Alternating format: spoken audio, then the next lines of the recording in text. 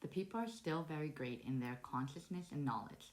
Therefore, they must first take upon themselves much guilt and error before they learn thereby to accumulate knowledge and wisdom so they recognize the truth. Never will there be a greater time than creation which reveals itself through these laws. But the laws of creation have been valid for yesterday and today, and therefore tomorrow and the day after tomorrow for all time. Thus the laws are also a determination and predetermination for things of the future must happen. So this is what confuses me a little bit, because it says that we have free will, right? So he's saying that certain things in the future must happen. Not they could happen, not they might happen, that they must happen. So if we all have freedom, free will and freedom of choice, then at any given moment, someone can change the path and change something from happening because they changed the course of action. But he's saying that these things must happen. But is must different from will happen?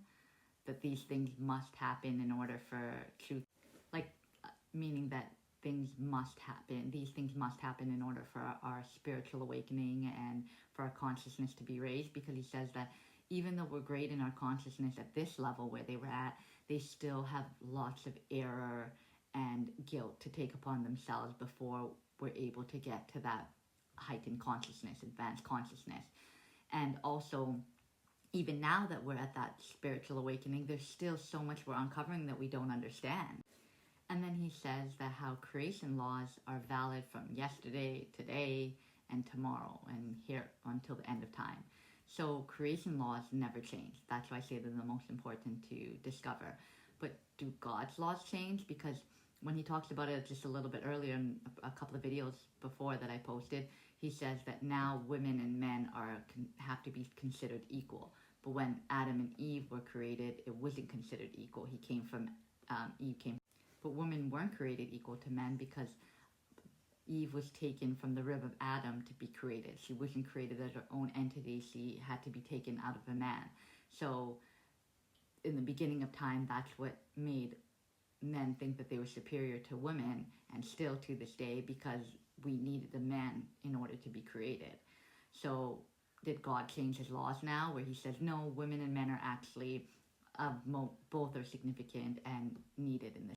And like, Eve was only created as a helper for Adam. And first, God told him to look amongst animals, anything that I created here, and make that your helper. And he's like, no, they're not sufficient.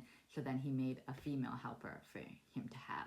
So it was even like Eve was created as his counterpart, as a divine union. It was just created as a helper for Adam, not making them equal. So creation doesn't change its laws and keeps it the same, but it seems like God does.